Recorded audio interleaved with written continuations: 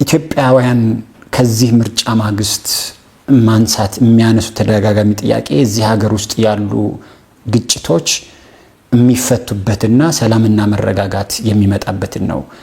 86 መቀመጫዎችን በህዝብና በክልል ምክር ቤቶች ያገኘ ኢዜማ ምናልባት ከመንግስትም ጋር በትብብር የሚሰራ ኢዜማ ለእንዲህ ያለ አንገብጋቢ ችግር ህዝቡ በሚፈልገው መንገድ ምላሽ እንዲያገኝ ምን አይነት አቋምና ምን አይነት ዓላማ ይዞ ይሰራል በሚቀጥሉት 5 ዓመታት? ሰላም የሁሉም ነገር መሰረት ነው። በየትም ዓለም ኢትዮጵያም ውስጥ እንደዛው ነው።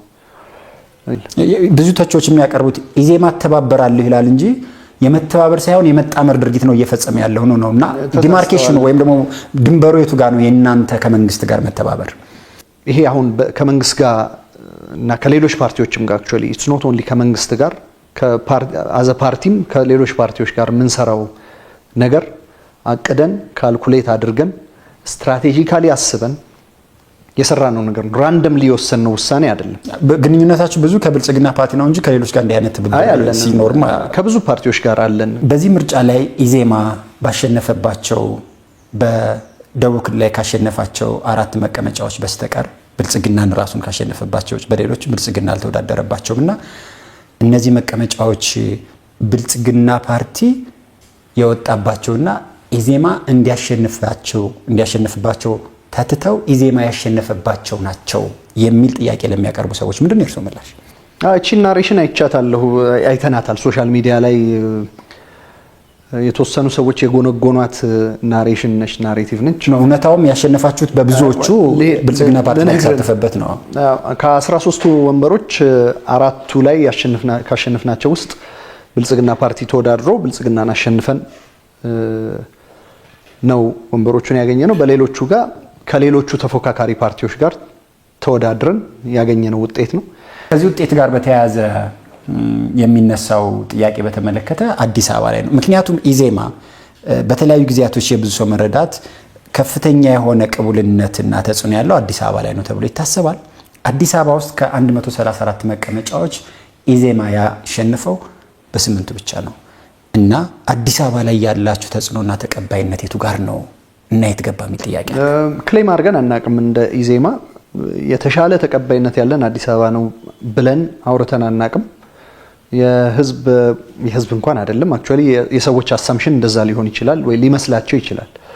እንደዛ ብለን አናቅም። የተሻለ ቅቡልነት አለን ብላችሁ የምታስቡት ቦታ አለን ብለን የምናስበው ስፔሲፊክ ቦታ የለም። ኢትዮጵያውያን ባሉበት ሁሉ ቅቡልነት ይኖረናል። ሐሳባችንን በትክክል የመሸጥና ያለመሸጥ ህዝብ ጋር የመድረስና ያለመድረስ የኛ ድክመት ከዛ አሁን ያለው ምህዳር የፖለቲካ ምህዳሩ የፈቀደልን ይሄን ያህል ስለሆነ ነው እንጂ የዜግነት ፖለቲካን የሚያራምዱ ፓርቲዎች በብዛት ተቀባይነት የሚኖራቸው በሰፋፊና አብዛሃ የተዛነቀ ህዝብ ባለበት አካባቢ ነው ተብሎ ይታመናል። እኔ አይመስለኝም እንደሱ ዳዊት።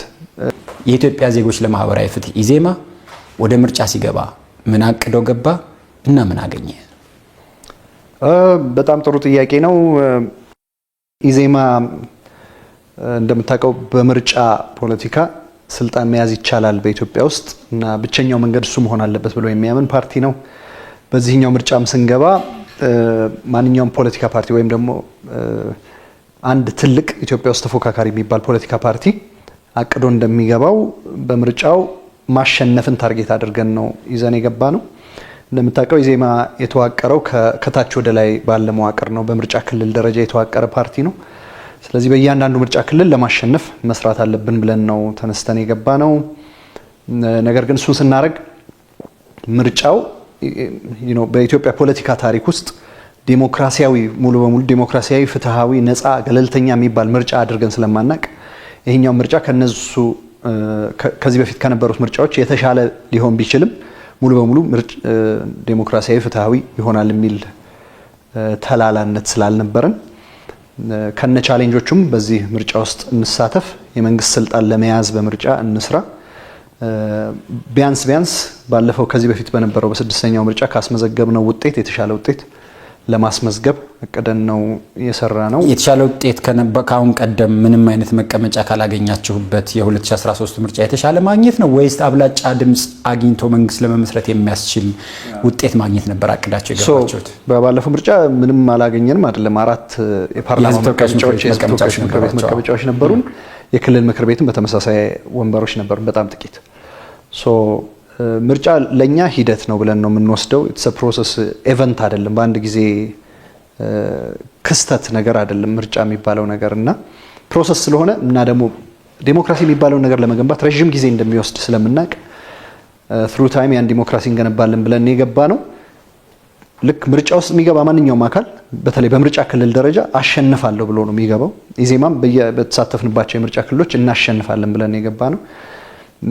ወርስ ኬስ ሴናሪዮ ግን እሱ ባይሳካ ከዚህ በፊት የነበረንን በጣም ሚኒማል የሆነ አነስተኛ የሆነ የህዝብ ተወካዮች ምክር ቤትና የክልል ምክር ቤት ወንበር ሲግኒፊካንት በሆነ መልኩ ማሻሻል ነበር እቅዳችን፣ ከእቅዶቻችን አንዱ። እሱን በተወሰነ አሳክተናል። የብሔራዊ ምርጫ ቦርድ ይፋ ባደረገው ውጤት መሰረት ኢዜማ በህዝብ ተወካዮች ምክር ቤት 13 በክልል ምክር ቤቶች 72 በድምሩ 85 መቀመጫዎችን አግኝቷል። 86 መቀመጫዎችን አግኝቷል። ያቀዳችሁትና ይሄ ያገኛችሁት 86 እንዴት አይነት ልዩነት አለው? ምክንያቱም በምርጫው ጊዜ ይሄን ያህል እናገኛለን የሚል በቁጥር የተገለጸ እቅድ ስላልነበራችሁ ነው። አሁን የሚነግሩን ከሆነ ምን ያህል መቀመጫዎችን በክልልና በህዝብ ተወካዮች ምክር ቤት ለማግኘት አቅዳችሁ ነው 86 ያገኛችሁት? ይሄን ያህል እናገኛለን የሚል እቅድ አልነበረንም። ምን ማለት ነው? 100 የህዝብ ተወካዮች ይሄን ያህል የክልል የሚል ያስቀመጥነው እቅድ አልነበረም። እያንዳንዱ ምርጫ ክልል ላይ ለማሸነፍ የአቅማችንን ሁሉ መስራት፣ እሱ ሳይሆን ቢቀር የባለፈውን ቅድም ያልኩን በ2013 ምርጫ በስድስተኛው ሀገራዊ ምርጫ ያገኘነውን ወንበር ኢምፕሩቭ ማድረግ ኢንክሪመንታል በሆነ መልኩ ምርጫን እያሸነፍን እና እየጨመረ የሚሄድ ነገር ነው ብለን ስለምናምን የኢዜማ ሮልም በዛው ልክ እየጨመረ የሚሄድ ነው ብለን ስለምናምን ኢንክሪመንታል ነው። ከሱ ግን አንጻር ከመዘን ነው ከግምታችን ወይም ደግሞ ከኤክስፔክቴሽናችን ብዙ ያራቀ ውጤት ነው ያገኘ ነው። እንደ ፓርቲ ይሄን ያህል ወንበር እናገኛለን ብለን አናስቀምጥ እንጂ ይሄንን ማኔጅ የሚያደርገው ለምሳሌ የኢሌክሽን ስትራቴጂና ማኔጅመንት ኮሚቴ ውስጥ እስኪ ምን ያህል ወንበር ብናገኝ ነው ሰክሰስፉል እንሆናለን ብላችሁ የምታስቡት ብለን እያንዳንዳችን የዛ ሜምበር ያንን ኢሌክሽኑን የመራ ነው ሰዎች የገመትናቸው ወንበሮች ነበሩ። በግምት ደረጃ ያስቀመጥናቸው ከሞላ ጎደል ክሎዝ ነው። ከዛ አቬሬጁ ሁሉም ሰው ከገመተው አቬሬጅ ወስደን ስንሰራው አሁን ያገኘነው እንትን ክሎዝ ነው፣ ቅርብ ነው፣ ብዙ የራቀ አይደለም። ውጤቱ በጣም ብዙ የሚያኮራም አይደለም፣ የሚያስቆጨንም አይደለም። ኢምፕሩቭ አድርገናል፣ አሻሽለናል። የሚያኮራን የነበረው የመንግስትን ስልጣን መመስረት የሚያስችል ወንበር ብናገኝ ነበር። እሱን እናገኛለን በእርግጠኝነት። ኢት ማይት ቴክ አስ የተወሰነ ጊዜ ይወስድብን ይሆናል። እሱን እናገኛለን፣ የዛኔ እንኮራለን። ለጊዜው የሚያኮራ አይደለም ያገኘነው ውጤት፣ የሚያሳፍርም አይደለም። ይሄ ውጤት በክልልና በህዝብ ተወካዮች ምክር ቤት ያገኛችሁት 86 ወንበር ስለ ቅቡልነታችሁ፣ ስለ አቅማችሁና በህዝቡ ስላላችሁ ተጽዕኖ ምን ነገራችሁ? ሁለት ነገር ማሰብ ይገባል። እሱን ይሄ የህዝብ ድምፅን በደንብ ሪፍሌክት ያደርጋሉ የሚለው ለመወሰን ሁለት ነገር ማሰብ ያስፈልጋል ብዬ አስባለሁ ዳዊት። የመጀመሪያው ምርጫው የምር የህዝብ ድምፅ ሙሉ በሙሉ የተንጸባረቀበትና ፍትሃዊ፣ በጣም ከተጽዕኖ ነፃ ህዝብ ያለ ተጽዕኖ የመረጠበት ዲሞክራሲያዊ እንከን የለሽ ምርጫ ነው ወይ ብለህ ከጠየቀኝ አይደለም ነው መልሴ። ላጣችሁት ምክንያት የምታደርጉት የምርጫው ሂደትና ሁለቱን ሳገናኝልህ ሁለት ነገሮች ስለሆነ ያስፈልጋሉ ያልኩ ይመጣልሃል። እሱ አይደለም። አንደኛው እሱ ነው። ሁለተኛ ኢትዮጵያ ውስጥ የምንጠቀመው ሲስተም እንደምታውቀው ፈርስት ፓስት ፖስት የሚባለው አንድ ሰው በዛ አካባቢ የተሻለውን ድምፅ ያገኝ እንጂ አብላጫ ድምፅ ባይሆንም አሸናፊ ተብሎ አናውንስ የሚደረግበት ሁለቱ ነገሮች ባልተስተካከሉበት ስለ ህዝብ ቅቡልነት እናንተን ኢንዲኬቲቭ ቢሆንም የሚያሳይ ነገር ቢሆንም ሙሉ በሙሉ የህዝብን ቅቡልነትን ማረጋገጫ ተደርጎ ሊወሰድ ይችላል ብዬ አላስብም። ለምሳሌ በ2013 ምርጫ አዲስ አበባ ላይ 40% ከ40% በላይ ተቃዋሚዎች ድምፅ አግኝተዋል፣ የህዝብ ድምፅ አግኝተዋል። ገዢው ፓርቲ ያገኘው 60% አካባቢ ነው፣ ክሎዝ ቱ ዛት። እነዛ 40% ድምጾች ግን በአዲስ አበባ ምክር ቤት በፓርላማም ሳይወከሉ ነው ያለፉት። 40% ህዝብ መርጦት ግን ድምፁ ባክኗል። ሌሎችም ፓርቲዎች 60% አግኝቶ ገዢው ፓርቲ 100% ፓርላማ ሲቱን የአዲስ አበባን 100% የሲቲ ካውንስሉን ሲት ወስዷል። የህዝብን ድምፅ ሙሉ በሙሉ የሚያሳይ አይደለም ይሄ ሲስተም። ፕሮፖርሽናል ሲስተም ሲሆን እኛ ተስፋ የምናደርገው በሀገራዊ ምክክር ውጤት እናገኝበታለን ብለን ከምናስበው ውስጥ አንዱ ነው። እሱ ሲሆን የዛኔ ነው የህዝብን ድምፅ ህዝቡ ምን ያህል ፐርሰንት ወዶሃል፣ ምን ያህል ፐርሰንት ደግሞ ተቀባይነት የለህም የሚለውን የሚያሳየው። አሁንም መስራት እንችላለን፣ በፕሮፖርሽን እንሰራዋለን። ምርጫ ቦርድ ሙሉ በሙሉ ዳታውን ይፋ ሲያደርግ አንድ የምንወስደው በ2013 ፕሮፖርሽን ምርጫም እርስዎ ያሉትን የፓርቲዎቹን ምን ያህል እንደመረጣቸው ነው እንጂ ምን ያህል እንደወደዳቸው ላይገልጽ ይችላል። ኢዜማ በነዛም ውጤቶች ላይ በቁጥር ደረጃ ከፍተኛውን ሁለተኛ ውጤት ያስመዘገበው ኢዜማ ነው አይደለም? ስለዚህ የዛ የምርጫ ውጤት በሁለተኛ ደረጃ ተመራጭ ፓርቲ ነው ያደረጋቸው። ልክ ነህ። ኢቨን እሱን ሙሉ በሙሉ አያሳይም ነው ማለት የፈለኩትኝ። ገና ይቀረናል። ኢንዲኬቲቭ ነው፣ ጠቋሚ ነው። አሁን የምናገኘው ድምፅ ቅድም ለዛ ነው የሚያኮራንም ብዙም የሚያሳፍረንም አይደለም ያልኩህ ለዛ ነው። ኢንዲኬቲቭ ነው። አሁንም ባገኘነው በ2013ም በ2018 ምርጫ ኢዜማ ሁለተኛ ፓርቲ ነው። ከዚህ በፊት ከነበረን ድምፅ የተሻለ ድምፅ አግኝተናል በዚህኛው። ስለዚህ ቅቡልነታችን በእኔ አሁን አረዳድ ብትጠይቀኝ የተሻለ ተሰሚነት አግኝተናል፣ የተሻለ ራሳችንን ሸጠናል፣ የተሻለ ቅቡልነት ያገኘንበት ምርጫ እንደሆነ ጠቋሚ ነው፣ ይጠቁማል። ሙሉ ዳታውን ግን ዳታውን ሰርተን ምርጫ ቦርድ ምን ያህል ድምፅ አግኝተን ነው ምን ያህል ህዝብ መርጦን ነው የሚለውን ሰርተን ስንመለስ ደግሞ ሞር የምናየው ይሆናል። ቻሌንጅ ማድረግ እፈልጋለሁ እሱን አስተሳሰብ። ለምሳሌ በድምፅ ካየ ነው ብዙ ድምፅ ባገኘንበት ካየ ነው ሌሎች ክልሎች ላይ የተሻለ ድምፅ አግኝተናል ከአዲስ አበባ። እሱን አትሊስት ዲስፕሩቭ ያደርገዋል አይደለም። ግን የተቀባይነት ይሹ ቅድም ምርጫው በጣም ሙሉ በሙሉ ፍትሃዊና ነፃ ባልሆነበት ቦታ ላይ ተቀባይነት ስላላገኛችሁ ብቻ ነው እዚህ ቦታ ሉዝ ያደረጋችሁትም ልንባል ይገባል ብዬ አልወስድም። እኔ ለምሳሌ በአንጻራዊነት እናንተም በመዋቅርም ደረጃም ሰፊ እንቅስቃሴ የነበራችሁ በምርጫ ሂደቱንም በአንጻራዊነት የተሻለ የምርጫ ሂደት ነበረበት ተብሎ በሚታሰበው በአዲስ አበባም ጭምር ነው ይሄ ውጤት የተመዘገበው። ለዛ ነው ቢያንስ በዚህ መለካትና በአዲስ አበባ ያላችሁን ቅቡልነት እንድትለኩ ይሄ ውጤት ምን ይነግራችኋል የሚል ጥያቄ ያነሳሁት። እሱ ውጤት እንዲነግረን ቅድም ያልኩ ሁኔታዎች ገና አልተሟሉም። እሱ እንደተጠበቀ ሆኖ ግን አዲስ አበባ ላይ የፓርላማ ወንበር አላገኘንም በ2013 ምርጫ። በዚህኛው ሁለት የፓርላማ ወንበሮች አግኝተናል። የክልል ምክር ቤት አንድም ወንበር አላገኘንም ነበር በባለፈው ምርጫ። በዚህኛው 8 የክልል ምክር ቤት ወንበሮችን አግኝተናል። ለኛ ፕሮግረስ ነው፣ እንደ ድል ነው የምንቆጥረው። ግን አዲስ አበባ ላይ ከዚህ በላይ አልጠበቃችሁም ወይም አላቀዳችሁም ነበር? አዲስ አበባ በጣም ትሪኪ ፓርት አለው ምርጫ ላይ ሲመጣ በጣም መጠናት ያለበት ጊዜ ተወስዶ መሰራትና መጠናት ያለበት ትሪኪ ፓርት አለው አዲስ አበባ። ለምሳሌ በምርጫ ቀስቀሳችን ወቅት የነበረን የህዝብ ተቀባይነት ወይም ህዝቡ ከናንተ ጎን ነን እናንተን ነው የምንመርጠው ያለንና አልቲሜትሊ የመጣው ውጤት አይቀራረብም። ከዛ ነፃና ምናምን ምርጫ የሚደረገው አዲስ አበባ ላይ ነው ብለህ ልትጠብቅ ትችላለህ። ግን በጣም በተለይ ከ97 በኋላ ገዢው ፓርቲዎች ትኩረት የሚያደርጉበት ቦታና በጣም በጠርነፋ የተያዘ ቦታ እንደ አዲስ አበባ የለም።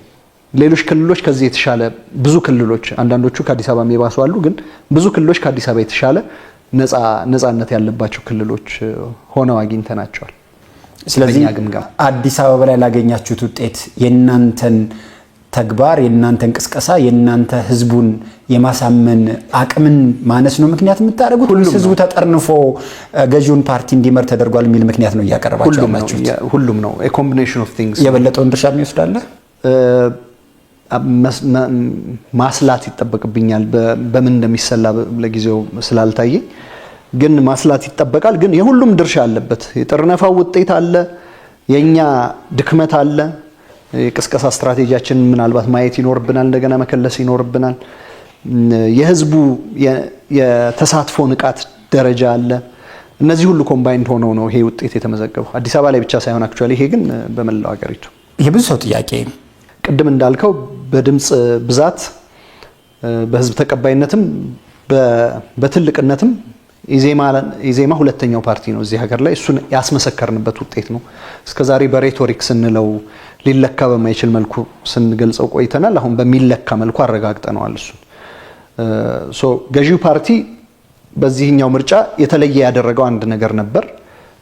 ፓርላማው ከዚህ በፊት እንደነበረው ኢትዮጵያ ካለችበት የዲሞክራሲ ደረጃ አንጻር ገዢው ፓርቲ በሚወዳደርባቸው አካባቢዎች የማሸነፍ የተሻለ እድል ስላለው በተለያዩ ምክንያቶች ፓርላማው እንደ ከዚህ በፊቱ አንድ አይነት ፓርላማ እንዳይሆን ሌሎች ድምጾች የሚሰሙበትን አመቻቻለሁ ብሎ የተወሰኑ ወንበሮች ላይ እኔ አልወዳደርም፣ ሌሎች ተፎካካሪ ፓርቲዎች ተወዳድረው ያሸነፈው ፓርላማ ይግባ ያለባቸው አሉ።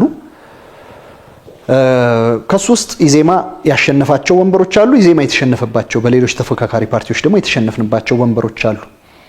ትልቁን ድምጽ ብናመጣም ሁሉም የተለቀቁ ቦታዎች ላይ እኛ አላሸነፍንም። ሌሎች አሸንፈውን ደግሞ ሌሎች ባሸነፉት ቦታዎች ያቅማችንን ሞክረን ነው የተሸነፍነው። ኢትስ ኖት ዝም ብለን ትተንላቸው ወይም ገዢው ፓርቲ እንዳደረገው ትተነው አይደለም። እኛ በሌሎቹም ቦታዎች ደግሞ እኛ ባሸነፍንባቸው ሌሎቹ ያቅማቸውን ሞክረዋል። የተሻለ ውጤት ያገኘ ነው እኛ ሆነን። ምርጫ ማለት እሱ ነው፣ የተሻለ ውጤት ማግኘት አይደለም። የተሻለ ውጤት አግኝተን ነው እንጂ ተመርጠን ነው እንጂ ፓርላማ የገባ ነው ተተተን ወይም ሌሎች ፖርትሬ ሊያደርጉት እንደሚሞክሩት በዳረጎት ተሰጥቶን አይደለም። ያሸነፍነው ማንን ነው የሚለየው። አንዳንድ ቦታዎች ላይ ብልጽግናን ጭምርና ሌሎች ተፎካካሪዎችን ባንድ ላይ አሸንፈናል። አንዳንድ ቦታዎች ላይ ተፎካካሪ ፓርቲዎችን ሌሎቹን አሸንፈናል ብልጽግና ባይወዳደር። ከዚህ ከምርጫ ውጤት ጋር በተመለከተ ለኢዜማ ማነሳው ጥያቄ እንደ ምርጫውን ሲመራ ሲያስተባብር እና እቅዶችንም ሲያቅድ የነበረው ቲም ሀሳብ በመነሳት ያልጠበቃችሁት ሽንፈት የገጠማችሁ የት ነውና ያልጠበቃችሁት ድል የተቀዳጃችሁት የት ነው? ስፔሲፊክ መሆን ይከብደኛል በብዙ ምክንያቶች። ይሄንን ዲስከስ አድርገን ያልጠበቅነው ቦታ እዚህ ነው የሚል ፋይናል ሪዛልት ስለሌለን አንዳንድ ሰዎች ኦሮሚያ ክልል ማሸነፋችሁን የሚያስደንቅም ያልተጠበቀም ውጤት ነው ብለው አስቀምጠዋል። ኦሮሚያ ክልል ላይ ስፔሲፊክ ለመሆን ኦሮሚያ ክልል ላይ ያገኘነው ውጤት ከጠበቅነው በታች ነው። በጣም አሁን ካገኛችሁት በላይ ካገኘነው በላይ ነበር የጠበቅነው። የሰራ ነው ለዛ ነው ማሸነፍ የነበረብን። ኦሮሚያ ክልል ላይ ማሸነፍ የነበረብን የተሸነፍናቸው ቦታዎች አሉ በተለያዩ ምክንያቶች ቅድም በገለጽኩል። ስፔሲፊክ የኦሮሚያ እንዳልከው ሰርኩሌት ሲያደርግ ስለነበር አንዳንድ ሚዲያዎች በዛ ልክ ከሌ ሲያሸንፍ ከሌ ያሸነፈ የሚል ያንን አካባቢ ጠቅልሎ ለአንድ አስተሳሰብና ለአንድ ማህበረሰብ ብቻ መስጠት መሸለም ኢትዮጵያ ውስጥ የተለመደች ባህሪ ስላለች በሱ ምክንያት እንደዛ ብለዋል። ለኔ ብትጠይቀኝ ኦሮሚያ ውስጥ ያገኘነው ወንበር ማነስ የሚያስቆጨኝ ነው። ከዛ በላይ ማግኘት ነበረብን፣ እንችል ነበር። የሰራንባቸው በደንብና ልናገኝባቸው የሚገባ ቦታዎች ነበሩ ኦሮሚያ ላይ። ከዚህ ከምርጫ ውጤት አንጻር ይሄ ውጤት ከተጠናቀቀ በኋላ ለኢዜማ ማንሳት የምፈልገው ጥያቄ ባለፉት 5 ዓመታት በፕሮፌሰር ብርሃኑ ነጋ መሪነት ሲመራ የነበረው ኢዜማ በምርጫ አሸንፎ መንግስት ከመሰረተው ፓርቲና ከተመሰረተው መንግስት ጋር የትብብር እና የፉክክርን መርህ መሰረት ያደረገ ግንኙነት ይኖረናል የሚል አቋም ነበረው። በዛ መንገድ ሰርተዋል። እርስዎ ፕሮፌሰር ብርሃኑን ተክተው የመጡ የኢዜማ መሪ ነዎት። በእርስዎ የሚመራው ፓርቲስ ካሸነፈው ፓርቲና ፓርቲው ከሚመሰረተው መንግስት ላይ እንዴት አይነት ግንኙነት ይኖረዋል? በዛን ጊዜ የወሰንነው ውሳኔ በጋራ የወሰንነው ውሳኔ ነው። እንደ ፓርቲ በጋራ የወሰንነው ውሳኔ ነው። ፕሮፌሰር ብርሃኑ ነጋ የወሰኑት ውሳኔ አይደለም። በሳቸው የሚመራው ፓርቲ ስለነበረ እርስዎ አዲስ መሪ ስለሆነ የወሰንነው ብዙ ነገሮችን ኢንቱ አካውንት በመውሰድ ነው፣ ሀሳቢያችን ውስጥ በመክተት ነው። መርሃችንን እንደ ፓርቲ ስንመሰረት ጀምሮ የነበረንን መርህ ከግምት በማስገባት ነው። ትብብር አንዱ መርሃችን ነው።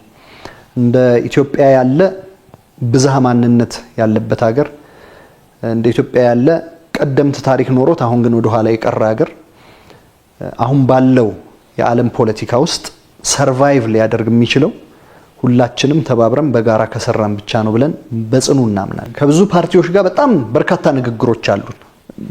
አንዳንዶቹን ዲስክሎዝ ያደረግናቸው ኦፊሻሊ እየተነጋገርን ነው እየሰራን ነው ብለን ያወራናቸው፣ ሌሎቹ ደግሞ አንዳንዶቹ ከውጤት ስላልደረሱልን አልቲሜትሊ፣ ሌሎቹ ደግሞ በሂደት ላይ ስቲል ስለሆኑ ያላወራናቸው ካልሆኑ በቀር ኢትስ ኖት ኦንሊ ከገዢው ፓርቲ ጋር ወይም ከብልጽግና ጋር ወይ ከመንግስት ጋር ብቻ አይደለም በጋራ የምንሰራው። እንዳልኩ የመርህ ጉዳይ ነው ይሄ። ይሄን መስራት በእርሱ የሚመራው ኢዜማ አሁንም የቆመበት የምንቀይረው ነገር አይኖርም። የኢዜማ መርህ ነው ይሄ። በትብብር መስራት የኢዜማ መርህ ነው። የምንቀይረው ነገር አይኖርም። ይሄ መርህ አሁን ኢዜማ መንግስት ከሚሆነው ፓርቲ እና ያ ፓርቲ ከሚመሰርተው መንግስት ጋር የሚኖረው የሚተባበረው ምኑ ጋር ነው? የሚፎካከረው ምኑ ጋር ነው? ግልጽ አድርጋቸው አስቀምጡት። በጣም አሪፍ ጥያቄ ነው። በቃ ይሄ ነው ሞር ክሊር የሚያደርገው መስመራችንን ክሊር የሚያደርገው ብዬ አስባለሁኝ። አሁን የቆየንበት ሲዝን የምርጫ ሲዝን ነው እንደምታውቀው። አንተም በጣም ብዙ በርካታ ለህዝብ በደንብ የታዩ ዲቤቶችን ክርክሮችን ስታቀርብ ስለነበር በምርጫ ወቅት ከገዢው ፓርቲ ጋር ከሌሎች ተፎካካሪ ፓርቲዎችም ጋር ያለንን ልዩነት አጉልተን የምናሳይበት እኛም ብትመርጡን እንደዚህ እንሰራለንና በዚህ መስመር እንሄዳለን ብለን ልዩነቶቻችንን ያሳየንበት የፉክክር ዘመናችን ነው። ከምርጫም በኋላ አሁን ከምርጫ በኋላ በሚኖረው የ5 ዓመት ጊዜ እስከሚቀጥለው ምርጫ ከገዢው ፓርቲም ጋር ከሌሎች ፓርቲዎችም ጋር ያሉንን የፖሊሲ አማራጭ ልዩነቶች እያሳየን የምንቀጥልበት ይሆናል። እሱ ፉክክራችን ነው። በፖሊሲ